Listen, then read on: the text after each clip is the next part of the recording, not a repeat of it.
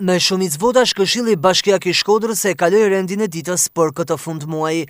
Drita Jeshile ju dha fondi qytetës mbi fondin e kushtëzuar për ndihmën ekonomike. U miratua plani lëvizshmërisë së qëndrueshme urbane për qytetin, plani mbarshtimit të pyjeve dhe kullotave të ekonomisë pyjore Rosek Drish dhe Drinxha Adërkir, miratimi i zbatimit projektit Arti për Europën. Gjithashtu pati një ndryshim në vendimin e Këshillit Bashkiak lidhur me memorandumin e mirëkuptimit ndërmjet PNUD dhe bashkisë si dhe metodologjin LOD për financim të organizatave të shoqërisë civile.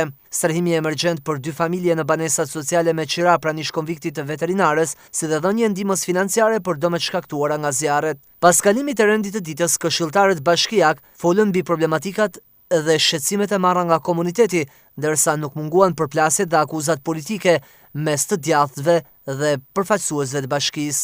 Do na diskutojmë për qendrën historike, se si do bëhet një zonë më e qetë dhe e zgjeruar më shumë për këmbësorët në Bashkinë Shkodër. Do ndajmë tek lagje qytetet përparësisht që ne pas tipologjia e banor apo karta e banorit për sa i përket qoftë parkingje apo qoftë lëvizshmërisë.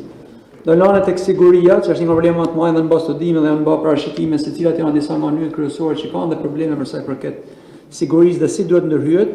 Parkimi që është shumë e rëndësishëm dhe një problem madh për qytetin dhe format e parkimit që studimi kanë nxjerr.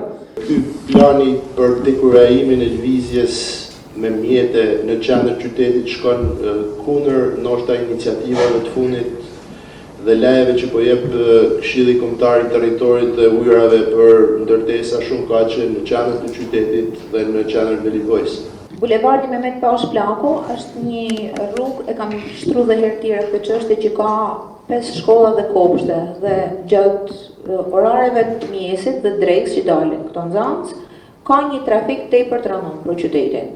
Qysh se u bë mbyllja e bulevardit Zogu i parë, kjo rrugë është me trafik shumë të madh sepse është rruga kryesore e hyrjes në Shkodër, sepse aty hyn për çdo institucion dhe çdo shkollë. Si është mendon këtë zonë që të bëhet një ulje e trafikut? Si me janë banor të Gjadolit, të cilët tanë këtë verë bashkë, edhe unë që jam banor aty, nuk kam mujt me hi në garazhin e shtëpisë teme, të cilin me mundësinat e mia, unë e kam. Dhe më është dasht me prit deri si të kryj muzikat sepse janë bloku komplet rrugë të Gjadolit edhe mu nuk më është leju sepse policia bashkiake parkote makinën dhe policë dalin e banin gjirë në për pedonale. Ka pasur rast unë e kam publiku dhe besoj shumë për ju që keni pas jo ka në rrjetet sociale, keni pa dhe të tjera kush, që ka ardhur ambulanca dhe kena dalë me kërku ku janë policë për më na hap rrugën. Si do t'japim zgjidhje asaj zonë, sepse ajo zonë është me familje, është zonë në zonat më të vjetra në Shkodër dhe ato kanë të borre. Ne tjerë kemi edhe parkingje aty, kena parkingje tona, si do t'ja bëjmë ne me hinë për shtëpiat tona, apo do të presim orën 12 çona për gjumit në dalë me marrë makina. Zonat ndoshta turistike apo zonat historike na ta bëjmë gjobën edhe ekstrem, do thosha unë, sepse një gjobë 30.000 lekë që vet atje, ai e paguon 3 ditë dhe paguon 15.000 lekë. Dhe ke shumë makina që shojnë policinë të vu gjobën, si bën përshtypje fare. Shkodra ka hapësina sa dush për parkingje, por që shofon nuk është të menaxhu mirë. Nuk është të menaxhu mirë, si i thënë vjetit, që abim e vesh i lume unë që shof me zy i mirë. Sepse, ka hapësinat zonën, që ka mundësi bashkia me ba parkingje. Se ka hapësinat sa dush, nuk ka nevoj që populli në hamër të ta gjoba që të njëre, nuk ka pak 30.000 lek i gjobë. 30.000 lek, 60.000 lek asistenca. Miratimi këti planit mobilitetit praktikisht do të rrisë pak presjoni edhe para strukturën lokale, para strukturën qendrore për realizimin disa projekteve imediate për qytetin. Për shembull, nga projektet imediate për qytetin duhet jetë një qendër, po e quajmë stacionesh të autobusash, që duhet me kenë një nga projektet realizimit shpejt, afatgjatë, në mënyrë që autobusat mos me hyjnë qytetin, si që hyjnë aktualisht dhe parkojnë turistat brenda qytetit. Kanë hap disa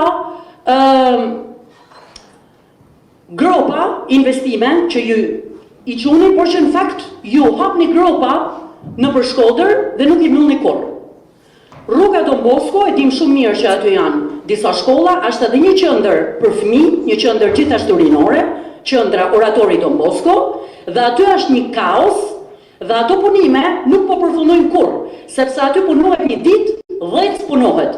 Tash kanë filluar edhe shinat, aty punohet si duket vetëm kur shkon, kur ka nevojë bashkia me bë propagandën në rrjetet sociale, shkohet aty shifë se na po punojmë.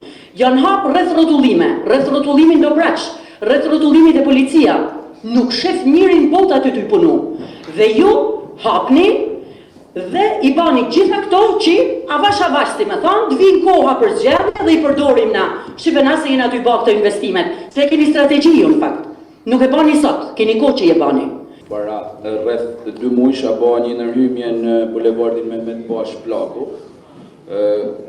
Duke pa që para rreth i vitit e gjys, bashkia ka bë shtrimin e gjithë bulevardit.